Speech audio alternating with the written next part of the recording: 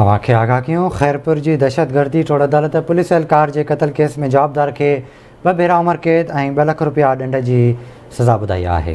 अवांखे आगाही ॾींदा हलूं। अहम ख़बर आहे, जवाबदार अली मर्दान गोपांग मई 2019 में कुर्ड जी पुलिस पार्टी ते हमिलो कयो हो, जंहिंमें एहलकार मोहम्मद मूसा दायो शहीद थी वियो हो। ख़बर सां शेयर कंदा हलूं। अहम ख़बर आहे, खैरपुर जी दहशतगर्दी टोड़ अदालत पुलिस एहलकार जे क़त्ल केस में जवाबदार खे 2 भेरा उमिरि कैद ऐं 2 लाख रुपया ॾंड जी सज़ा ॿुधाए छॾी आहे।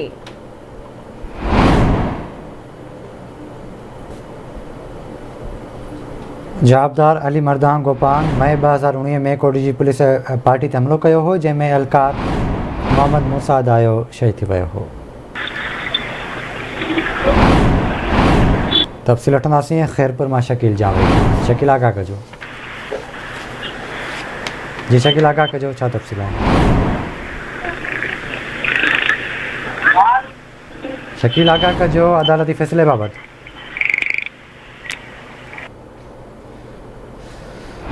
शकील ताईं असांजो राब्तो बहाल न पियो थी सघे। ख़बर अवां ताईं पहुचायूं पिया। खैरपुर जी दहशतगर्दी टोड़ अदालत पुलिस एहलकार जे क़त्ल केस में जवाबदार खे 2 भेरा उमिरि कैद ऐं 2 लाख रुपया ॾंड जी सज़ा ॿुधाई आहे। ॿिए राब्तो थियो आहे खैरपुर में शकील जामरी सां। शकील आगाह कजो। जी बिल्कुल, खैरपुर जी दहशतगर्दी टोड़ अदालत पुलिस एहलकार जे क़त्ल जे जवाबदार खे 2 भेरा उमिरि कैद ऐं ॾंड जी सज़ा ॿुधाए छॾी आहे। जवाबदार अली मर्दान गोपांग मई 2019 में कुर्द जी पुलिस पार्टी ते हमिलो कयो हो, जंहिंमें हिकु पुलिस एहलकार मोहम्मद मूसा दायो शहीद थी वियो हो।